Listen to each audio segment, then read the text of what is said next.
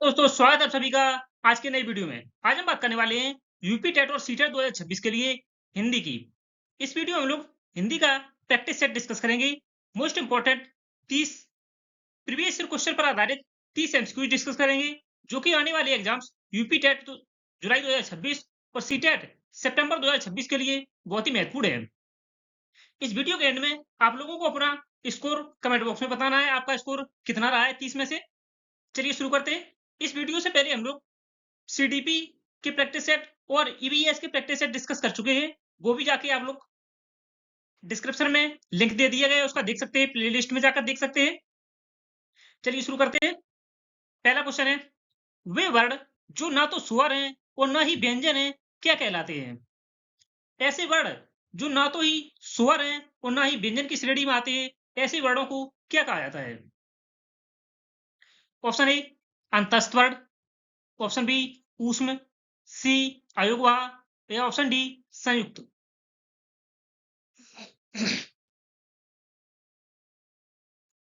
हिंदी वर्णमाला में अंतस्थ व्यंजनों की संख्या 4 है और ऊष्म व्यंजन भी 4 दिए गए हैं। अयुग्मवाह की संख्या 2 है और संयुक्त व्यंजन भी 2 है। अंतस्थ व्यंजन की बात करें, अंतस्थ व्यंजन है या, रा, ला और वा। ऊष्म व्यंजन सा, सा, सा और हा। 4 ऊष्म व्यंजन है और 4 ही अंतस्थ व्यंजन है। अयुग्मवाह की बात करें तो यह 2 है, अंग और अह। अंग और अह।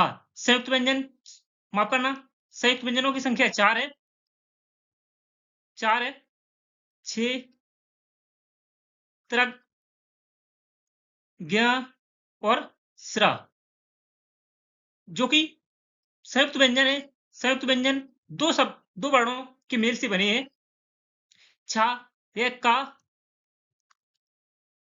का और सा के मेल से बना है। त्रा, यह ता और रा के मेल से बना है। ज्ञ, यह जा और इंज्ञा के योग से बना है। जा और इंज्ञा के योग से बना है। और सिरा की बात करें तो यह सा और रा के योग से बना है। ये भी आपके एग्जाम्स में कई बार पूछा गया है। संयुक्त व्यंजन जैसे छे, यह किन व्यंजनों के योग से बना है? त्रा, यह किन व्यंजनों के योग से बना है? ज्ञ, यह किन व्यंजनों के योग से बना है? और सिरा भी किन व्यंजनों के योग से बना है? यह आपके एग्जाम्स में यूपीटेट और सीटेट में कई बार पूछा गया है। अंतस्थ व्यंजनों की संख्या 4 है, ऊष्म व्यंजनों की संख्या भी 4 है, अयुग्मवाह की संख्या 2 है और संयुक्त व्यंजन 4 है हिंदी वर्णमाला में, जो कि निम्न प्रकार दिए गए हैं। सही आंसर हो जाएगा आप लोगों का ऑप्शन सी।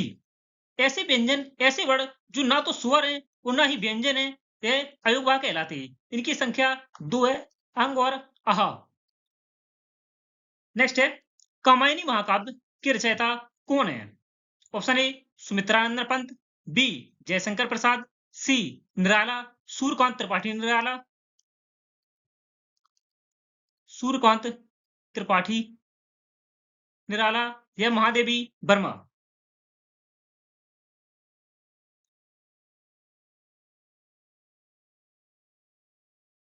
सही आंसर है ऑप्शन बी, जयशंकर प्रसाद का कामायनी महाकाव्य है, जो कि विश्व प्रसिद्ध महाकाव्य है। यह कामायनी महाकाव्य 15 सर्गों में विभाजित है। 15 अध्याय में, 15 सर्गों में लिखा गया, अध्यायों में 15 अध्याय इसमें, जो कि विश्व प्रसिद्ध है जयशंकर प्रसाद का। जयशंकर प्रसाद है छायावाद के कवि हैं, छायावाद के जनक माने जाते हैं। छायावाद के जनक जयशंकर प्रसाद हैं, जयशंकर प्रसाद।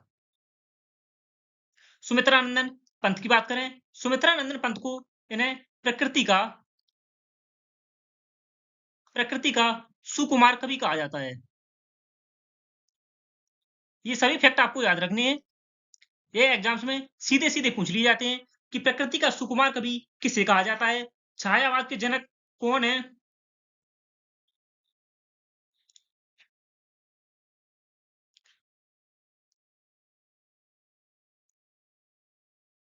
सुमित्रानंदन पंत की रचनाओं की बात करें, सुमित्रानंद की पंत की रचनाएं चिदम्बरा, चिदम्बरा इनकी प्रसिद्ध पुस्तक है। कला और बूढ़ा चांद, कला और बूढ़ा चांद भी इनकी प्रसिद्ध रचना है। कला और बूढ़ा चांद ये सुमित्रानंदन पंत की प्रसिद्ध रचनाएं हैं। जयशंकर प्रसाद की रचनाएं की बात करें,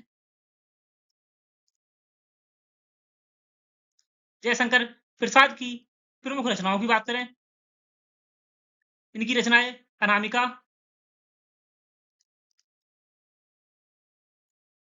अनामिका, परिमल, अनामिका, परिमल, गीतिका, अनामिका, परिमल, गीतिका और तुलसीदास,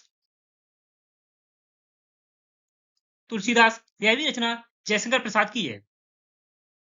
इसके अलावा महादेवी वर्मा की बात करें, महादेवी वर्मा की प्रमुख रचनाएं नीरजा,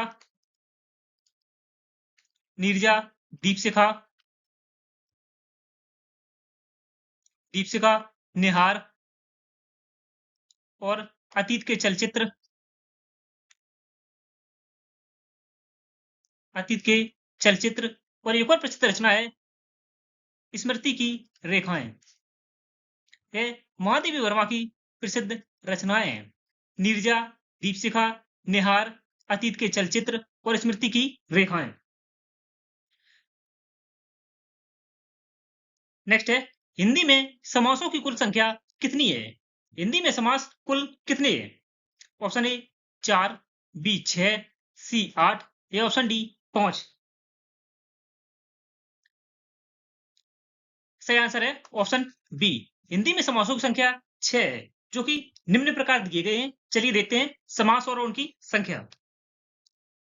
हिंदी में कुल समास 6 भेद हैं समासों के, जिनमें से पहला है अव्ययीभाव समास। अव्ययीभाव समास में पहला पद प्रधान होता है और अव्यय होता है। जैसे उदाहरण है प्रतिदिन, यथाशक्ति। इसमें यथा और प्रति यह अव्यय है, इनका पहला पद प्रधान होता है, प्रथम पद प्रधान होता है और पहला पद अव्यय होता है। जैसे प्रतिदिन में प्रति अव्यय है और यथाशक्ति में यथा अव्यय है। दूसरा है तत्पुरुष समास। तत्पुरुष समास इसमें दूसरा पद प्रधान होता है और दोनों पदों के बीच कारक चिन्ह लगा होता है। जैसे का, को, के लिए। का, को, के लिए यह तत्पुरुष समास में कारक चिन्ह के रूप में प्रयोग किए जाते हैं। इसमें कारक चिन्ह का लोप होता है। जैसे ही आप इनका विखंडन करते हैं, इन जो कि कारक चिन्ह है यह बीच में आ जाते हैं। जैसे राजपुत्र, राजा का पुत्र। गगन चुंबी, गगन को छूने वाली इमारतें, इमारतों के लिए प्रयोग किया जाता है। गगनचुंबी इमारतें, गगन को छूने वाली इमारतें। का, को, के लिए आदि शब्द इनके बीच में आते हैं। नेक्स्ट है कर्मधारय समास। तीसरा, कर्मधारय समास का एक पद विशेषण होता है और दूसरा पद विशेष होता है, या उपमेय और उपमान, उपमान और उपमेय होता है। इसमें भी दूसरा पद प्रधान होता है। जैसे नील कमल, नीला है कमल। चंद्रमुख, चंद्र के समान मुख। नेक्स्ट है द्विगु समास। द्विगु समास का पहला पद संख्यावाचक होता है। इसकी पहचान है कि इसका पहला पद संख्यावाचक होता है। यह किसी समूह या समाहार का बोध कराता है। जैसे चौराहा, 4 राहों का समूह। त्रिलोक, 3 लोकों का समूह आदि। पांचवा है द्वंद्व समास। द्वंद्व समास इसमें दोनों पद समान रूप से प्रधान होते हैं और बीच में और या का लोप होता है। जैसे माता पिता, माता और पिता। दाल रोटी, दाल और रोटी। इनकी पहचान है, इनके बीच में डैश चिन्ह का प्रयोग किया जाता है। जैसा कि आप देख सकते हैं माता पिता के बीच में, दाल और रोटी के बीच में डैश चिन्ह का प्रयोग किया गया है। अंतिम है छठा बहुब्री समास। बहुब्री समास इसमें दोनों पद गौड़ होते हैं, अर्थात प्रधान नहीं होते हैं और दोनों मिलकर किसी तीसरे पद या का विशेष अर्थ की ओर संकेत करते हैं। जैसे दशानन, चक्रपाणी आदि। नेक्स्ट है तरणी तनुजा, तरणी तनुजा तटतमाल तरुवर बहुछाई में कौन सा अलंकार है? ऑप्शन ए यमक अलंकार, बी अनुप्रास अलंकार, सी रूपक अलंकार या ऑप्शन डी उपमा अलंकार।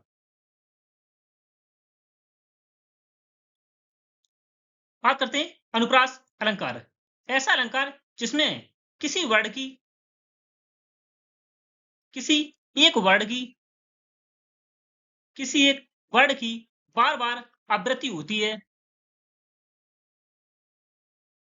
किसी एक वर्ड की बार-बार आवृत्ति होती है, इसे अनुप्रास अलंकार कहा जाता है।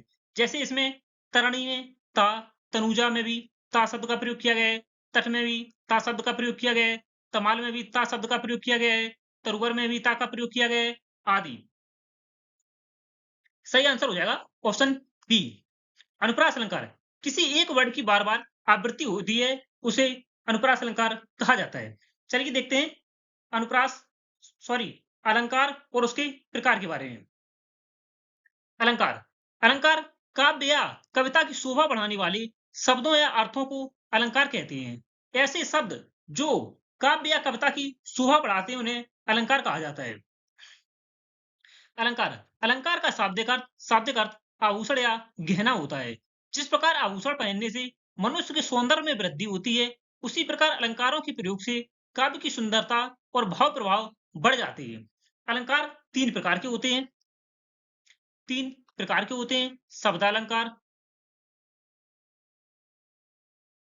शब्दालंकार, दूसरा है अर्थालंकार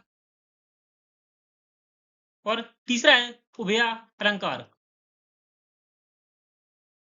शब्दालंकार, अर्थालंकार और उभयालंकार। अलंकार तीन प्रकार के होते हैं। इन सभी तीनों प्रकार के शब्दालंकार और अर्थालंकार की निम्न प्रकार भेद हैं जो कि देखते हैं।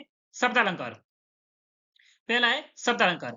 जब काव्य में किसी विशेष शब्द के प्रयोग से चमत्कार या सौंदर्य उत्पन्न होता है, तब शब्दालंकार होता है। इसके प्रमुख प्रकार हैं। पहला है अनुप्रास अलंकार, जिसकी हमने हाल ही में चर्चा की है। इसमें किसी एक बड़े अक्षर की बार-बार आवृत्ति होती है। जैसे चारू चंद्र की चंचल किरणें। इसमें च वर्ड की आवृत्ति देखिए, चारू में चा वर्ड, चंद्र में भी चा वर्ड का प्रयोग हुआ है, चंचल में भी 2 बार चा वर्ड का प्रयोग हुआ है। इसमें इसीलिए अनुप्रास अलंकार है। दूसरा है यमक अलंकार।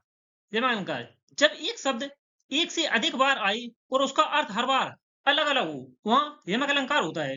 जैसे कनक कनक, कनक कनकते सौगुनी मादकता अधिकाय। इसमें पहले कनक का अर्थ है सोना या धतूरा और दूसरे कनक पहले कनक का अर्थ है धतूरा या सोना और दूसरे कनक का भी अर्थ है धतूरा या सोना। अर्थात कोई जैसे पहले कनक का अर्थ धतूरा है, दूसरे का अर्थ सोना हो जाएगा। तीसरा अलंकार है श्लेष अलंकार। जब एक ही शब्द एक ही बार प्रयुक्त हो लेकिन उसके अर्थ एक से अधिक हो, अर्थात चिपके हुए हो निकले। जैसे रहीमन पानी राखिए, बिन पानी सब सून। यहाँ पर पानी शब्द 2 बार प्रयोग किया गया है, परंतु दोनों का अर्थ अलग-अलग है। दूसरा है अर्था अलंकार। अर्थालंकार जब काव्य में शब्दों के अर्थ के आधार पर चमत्कार या सुंदरता उत्पन्न होती है, तो उसे अर्थालंकार कहते हैं। इसके प्रमुख प्रकार इसका पहला प्रकार है उपमा अलंकार। जब किसी व्यक्ति या वस्तु की तुलना अत्यंत समानता के कारण किसी प्रसिद्ध व्यक्ति या वस्तु से की जाती है, पहचान है इसकी सा, सी, सम और समान। उदाहरण है पीपर पात सरिस मंडूला। इसके पीपर पात सरिस मंडूला में सरिस शब्द का प्रयोग किया गया है, जो कि सा, सी, सम, समान इन शब्दों जहां भी यह शब्द आते हैं वहां उपअलंकार होता है। नेक्स्ट है दूसरा रूपक अलंकार। जब उपमेय जिसकी तुलना हो और उपमान जिससे तुलना की जाए में इतनी समानता हो कि दोनों में कोई भेद ही ना रहे और दोनों एक से लगे। जैसे मैया में तो चंद्र खिलौना लहियो। यह रूपक अलंकार का उदाहरण है। नेक्स्ट है तीसरा उत्प्रेक्षा अलंकार। उत्प्रेक्षा अलंकार जहां उपमेय में उपमान की संभावना की जाए, इसकी पहचान है जनु, जनहु, मनु, मनहु। यह इसकी पहचान है। जहां यह शब्द आपको दिखे तुरंत आप लगा दीजिए उत्प्रेक्षा अलंकार। जनु, जनहु, मनु और मनहु। उदाहरण है सोहत ओढ़े पीतपट श्याम सलोने गात, मनहु नीलमणि शैल पर आतप पर्यो प्रभात। इसमें मनहु शब्द का प्रयोग किया गया है, इसलिए यह उत्प्रेक्षा अलंकार है। इसकी यह पहचान है। चौथा है अतिशयोक्ति अलंकार। अतिशयोक्ति अलंकार जहां किसी बात को बहुत बढ़ा चढ़ाकर कहा जाए, बहुत ही बढ़ा चढ़ाकर कहा जाए या लोक मर्यादा से बढ़कर प्रस्तुत किया जाए। उदाहरण है हनुमान की पूंछ में लगन न पाई आग, लंका सगरी जल गई, गए निशाचर भागी। यहाँ हनुमान जी की पूंछ का उदाहरण दिया गया है, जिसमें आग लगाई गई, परंतु उससे हनुमान जी को कोई क्षति नहीं हुई और सारी लंका जल गई, सभी निशाचर भाग गए। इसमें अतिशयोक्ति अलंकार की बात की गई है। नेक्स्ट है तीसरा उभया अलंकार। उभया अलंकार जब काव्य में चमत्कार शब्द और अर्थ दोनों पर आश्रित हो, शब्द और अर्थ दोनों पर जब काव्य में अलंकार आश्रित हो तो उसे अर्थात दोनों ही सुंदरता बढ़ा रहे हो, जैसे कजरारी अखियन में कजरारी ना लखाए। नेक्स्ट प्रश्न है निम्नलिखित में से कौन छायावाद के 4 स्तंभों में शामिल नहीं है?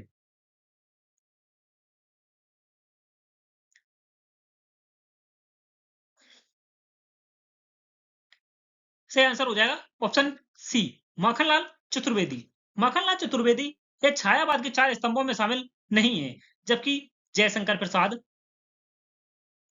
जयशंकर प्रसाद, दूसरे सूर्यकांत त्रिपाठी निराला, सूर्यकांत त्रिपाठी निराला, दूसरे तीसरे सुमित्रा नंदन पंत, सुमित्रा नंदन पंत, और चौथी है महादेवी वर्मा। पहले जयशंकर प्रसाद, दूसरे सूर्यकांत त्रिपाठी निराला, तीसरे सुमित्रा नंदन पंत और चौथी है महादेवी वर्मा। इन 4 कवियों को छायावाद के 4 स्तंभ के रूप में जाना जाता है। सही आंसर है आपका माखनलाल चतुर्वेदी। इन्हें छायावाद के 4 स्तंभों में शामिल नहीं किया गया है। नेक्स्ट है हाथ शब्द का तत्सम रूप क्या है? हाथ शब्द तत्सम और तद्भव, ये आपके एग्जाम्स में कई बार पूछा गया है। प्रत्येक एग्जाम्स में 1 या 2 क्वेश्चन इससे जरूर देखने को मिलती है। तत्सम और तद्भव। तत्सम ऐसे शब्द जो संस्कृत भाषा से लिए गए हैं, संस्कृत भाषा से लिए गए हैं, संस्कृत भाषा से लिए गए हैं। और तद्भव ऐसे शब्द जिनका उद्भव, जिनका उद्भव संस्कृत से हुआ है,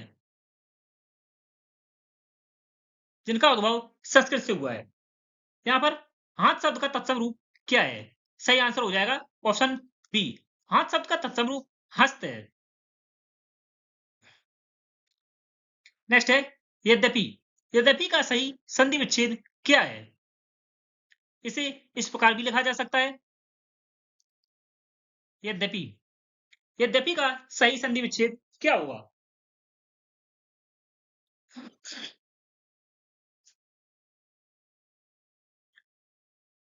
सही आंसर है ऑप्शन बी, यद्यपि का सही संधि विच्छेद यदि प्लस अपि हुआ।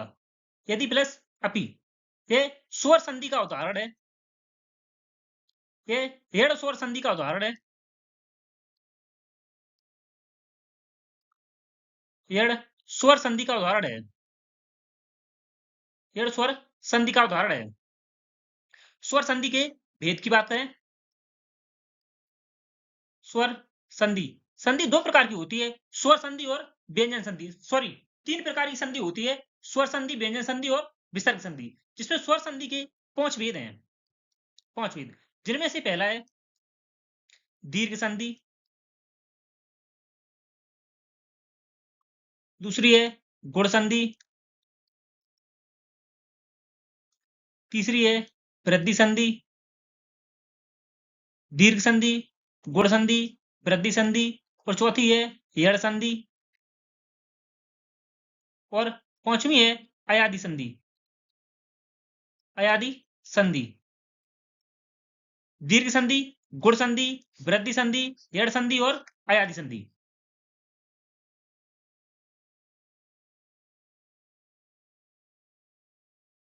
नेक्स्ट है हथकड़ी और रसोई घर में कौन सा समास है?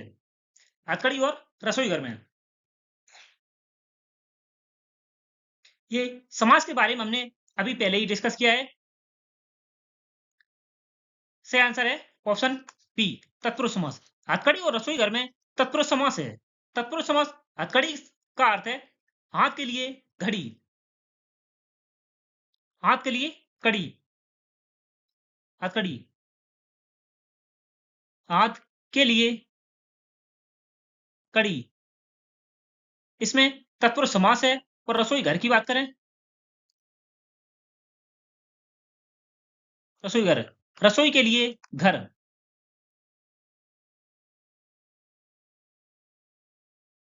रसोई के लिए घर। नेक्स्ट है, गोदान उपन्यास के लेखक कौन है? Option A Jaishankar Prasad, B Munshi Premchand, C Hazari Prasad Dwivedi, या ऑप्शन डी भीष्म साहनी।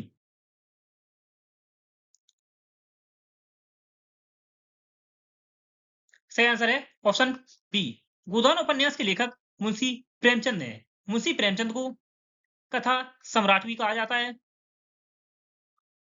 कथा सम्राट भी कहा जाता है मुंशी प्रेमचंद को। कथा सम्राट भी कहा जाता है।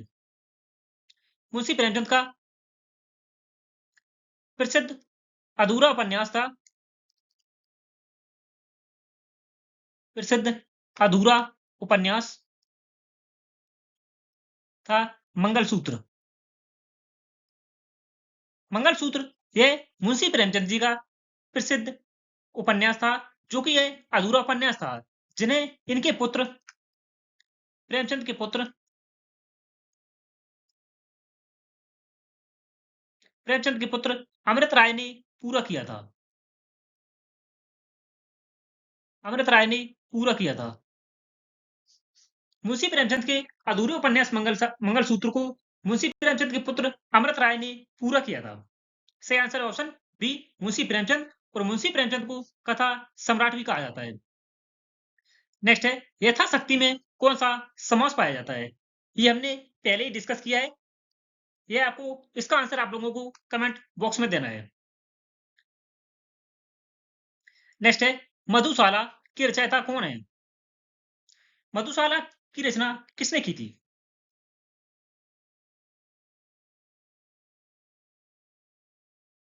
सही आंसर है ऑप्शन बी हरिवंश राय बच्चन ने। मधुशाला हरिवंश राय बच्चन की प्रसिद्ध रचना है। इसके अतिरिक्त उन्होंने मधुबाला, मधुबाला, मधुकलश, मधुबाला, मधुकलश जैसी प्रमुख प्रसिद्ध रचनाओं की रचना की है हरिवंश राय बच्चन ने। मधुशाला, मधुबाला और मधुकलश। मैथिली शरण गुप्त की बात करें, मैथिली शरण गुप्त की प्रसिद्ध रचना है साकेत, साकेत, यशोधरा, साकेत, यशोधरा, भारत भारती, भारत भारती और पंचवटी। यह मैथिली शरण गुप्त की प्रसिद्ध रचनाएं हैं साकेत, यशोधरा, भारत भारती और पंचवटी। रामधारी सिंह दिनकर की बात करें, रामधारी सिंह दिनकर की प्रसिद्ध रचना है उर्वशी, उर्वशी जिसके लिए इन्हें ज्ञानपीठ पुरस्कार प्रदान किया गया था। ज्ञानपीठ पुरस्कार प्रदान किया गया था रामधारी सिंह दिनकर को उर्वशी रचना के लिए। इनकी एक प्रसिद्ध रचना और है संस्कृति के 4 अध्याय। रामधारी सिंह दिनकर की संस्कृति के 4 अध्याय। सूर्यकांत त्रिपाठी निराला की बात करें, इनकी प्रसिद्ध रचना है अनामिका, अनामिका, परिमल और गीत का, अनामिका, परिमल और गीत का। सूर्यकांत त्रिपाठी निराला की प्रसिद्ध रचनाएं हैं। नेक्स्ट है, अलाहाबाद के प्रवर्तक किसे माना जाता है? Option A Jaishankar Prasad, B Harivansh Rai Bachchan, C Agyeya, या ऑप्शन डी निराला। सही आंसर है ऑप्शन बी। हिंदी साहित्य में हरिवंश राय बच्चन को अलाहाबाद के प्रवर्तक के रूप में जाना जाता है। अलाहाबाद का श्रेय हरिवंश राय बच्चन को दिया जाता है। हिंदी साहित्य में अलाहाबाद एक विशेष काव्य धारा है, जिसका अर्थ मदिरावाद या प्रेम और मस्ती का काव्य है। आला का शाब्दिक अर्थ मदिरा या शराब है। इसके अन्य प्रमुख कवियों में भगवती चरण वर्मा, नरेंद्र शर्मा, रामेश्वर शुक्ल, जिन्हें अचल की उपाधि दी गई है, रामेश्वर शुक्ल अचल शामिल है। नेक्स्ट है, जो सब कुछ जानता हूं उसके लिए एक शब्द। अल्पज्ञ, सर्वज्ञ, अज्ञ, या बहुज्ञ, जो सब कुछ जानता हो।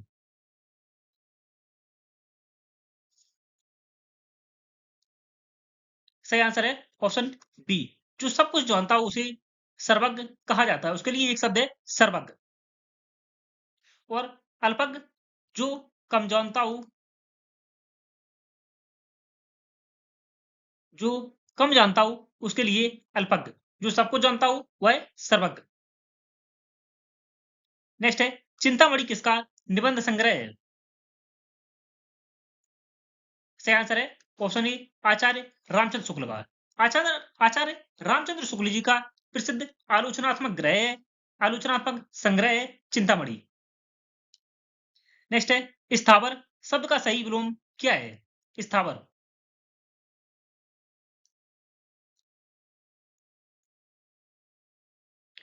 सही आंसर है ऑप्शन सी, स्थावर शब्द का सही विलोम जंगम है। स्थावर का अर्थ है स्थिर, स्थिर, और जंगम का अर्थ है चलायमान। इसलिए स्थावर का सही विलोम हो जाएगा जंगम। जड़, जड़ के विलोम शब्द की बात करें, जड़ का विलोम होगा चेतन। जड़ का विलोम है चेतन।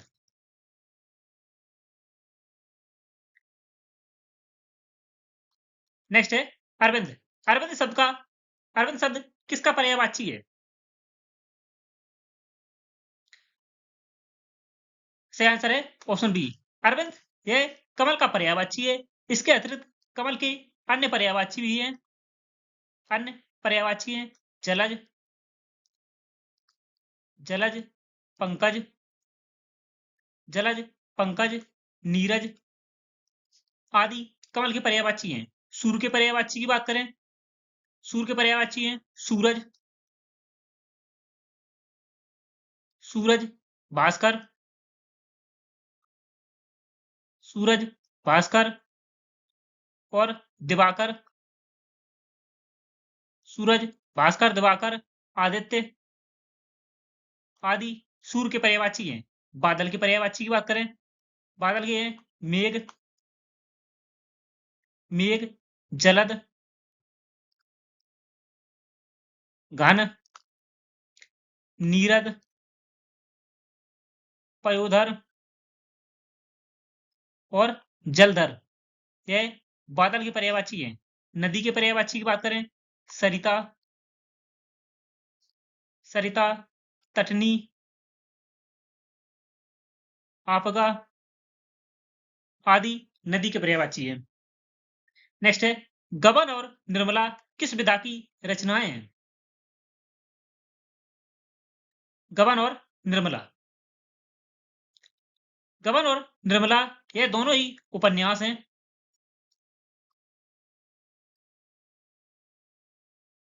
उपन्यास हैं। सही आंसर है ऑप्शन सी, ये उपन्यास हैं गबन और निर्मला। ये दोनों ही मुंशी प्रेमचंद जी के द्वारा लिखी गई हैं। मुंशी प्रेमचंद जी के द्वारा लिखे गए उपन्यास हैं गबन और निर्मला। इनके अन्य नाटक, इनकी मुंशी प्रेमचंद जी के द्वारा लिखी गई कहानियों की बात करें, कहानियों में ईदगाह, ईदगाह इनके द्वारा लिखी गई प्रसिद्ध कहानी है। पूस की रात, पूस की रात, नमक का दरोगा, नमक का दरोगा और कफन। मुंशी प्रेमचंद जी के द्वारा लिखी गई कहानियां ईदगाह, पूस की रात, नमक का दरोगा और कफन है। नाटक की बात करें जो कि मुंशी प्रेमचंद जी के द्वारा लिखे गए हैं, कलम का सिपाही, कलम का सिपाही, कलम का सिपाही, सॉरी यह कलम का सिपाही है, नाटक नहीं है। इनका नाटक है संग्राम, संग्राम यह इनका नाटक है। उनकी जीवनी है कलम का सिपाही।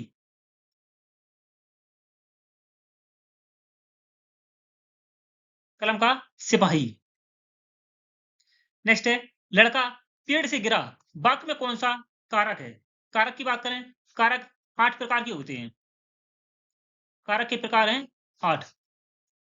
ये लड़का पेड़ से गिरा, इसमें कौन सा कारक है? सही आंसर है ऑप्शन सी, अपादान कारक। अपादान कारक या अलगाव, इसका अर्थ होता है किसी वस्तु से अलग होना, या जहां कोई वस्तु किसी वस्तु से अलग हो रही है वहां अपादान कारक होता है। जैसे अन्य कारक भी है, कर्ता, कर्ता की पहचान ने, कर्ता ने, कर्म को, करण से या द्वारा, कर्ता ने कर्म को करण से, अपादान से अलग होने के अर्थ में, अपादान का अर्थ है अलग होने के अर्थ में,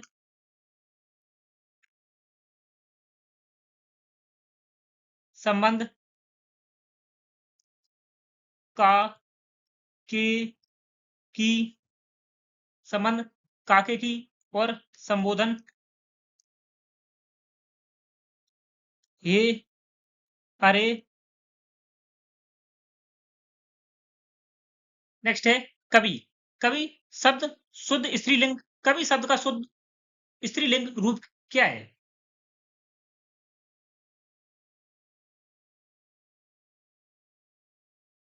यह कई बार एग्जाम्स में, विभिन्न एग्जाम्स में पूछा गया है, कवि शब्द का स्त्रीलिंग रूप क्या होगा?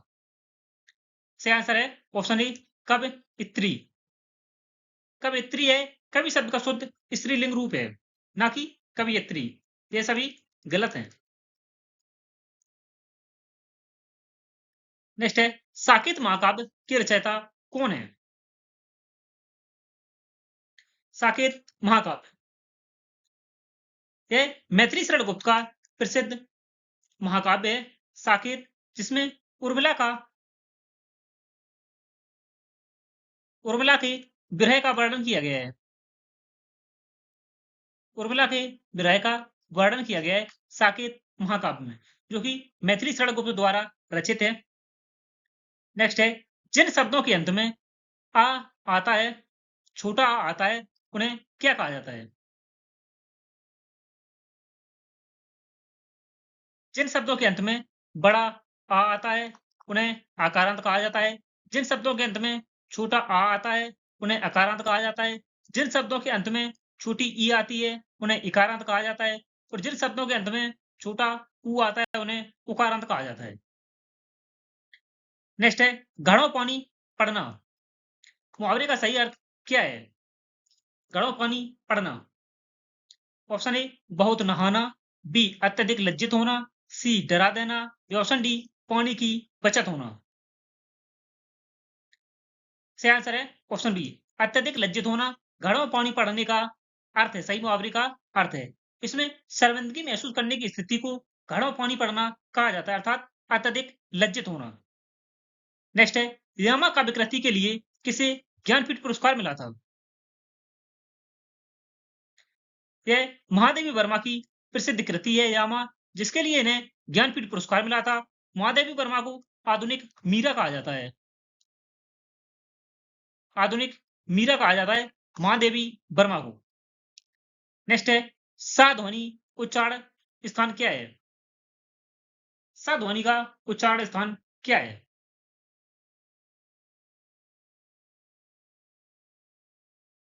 हिंदी वर्णमाला में 3 प्रकार के सा का उल्लेख किया गया है, सा, सा और सा। 3 प्रकार के सा का वर्णन किया गया है, उल्लेख किया गया है। इसमें ऊपर वाली सा का, इस सा का प्रयोग तालब के रूप में किया जाता है, इसे तालव्य सा कहा जाता है। और इस सा को मूर्धन्य सा कहा जाता है, इसे मूर्धन्य सा कहा जाता है। और इस सा को दंत्य सा कहा जाता है, दंत्य सा। सही आंसर हो जाएगा ऑप्शन बी, तालु। सा ध्वनि का उच्चारण स्थान तालु या तालव्य है। नेक्स्ट है स्वर और व्यंजन के बीच के वर्णों को क्या कहते हैं?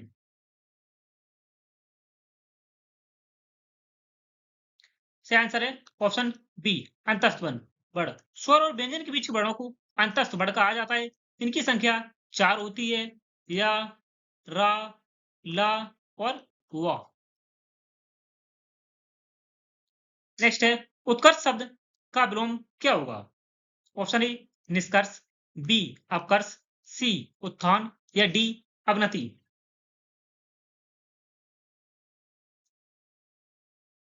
उत्कर्ष शब्द का अर्थ है ऊपर बढ़ना, और इसका विलोम क्या होगा? सही आंसर है ऑप्शन बी अपकर्ष। अपकर्ष का अर्थ है नीचे गिरने वाला। सही आंसर है ऑप्शन बी। नेक्स्ट है, बीजक किसकी रचनाओं का संग्रह है? सही आंसर है ऑप्शन बी। कबीरदास की रचनाओं का संग्रह बीजक है, जिनमें साखी, शबद और रमैनी शामिल हैं। साखी, शबद और रमैनी।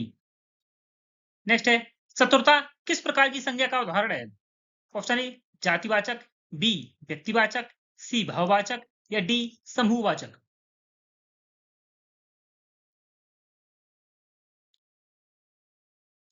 सही आंसर है ऑप्शन सी। चतुरता एक भाववाचक संज्ञा का उदाहरण है।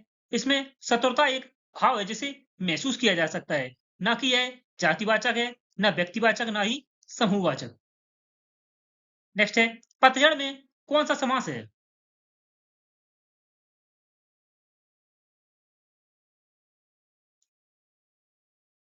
सही आंसर है ऑप्शन सी बहुब्रीहि समास। पतझड़ में बहुब्रीहि समास है।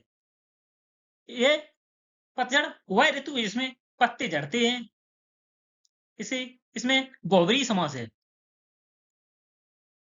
नेक्स्ट है, पद्मावत। पद्मावत महाकाव्य की रचना किस भाषा में हुई है?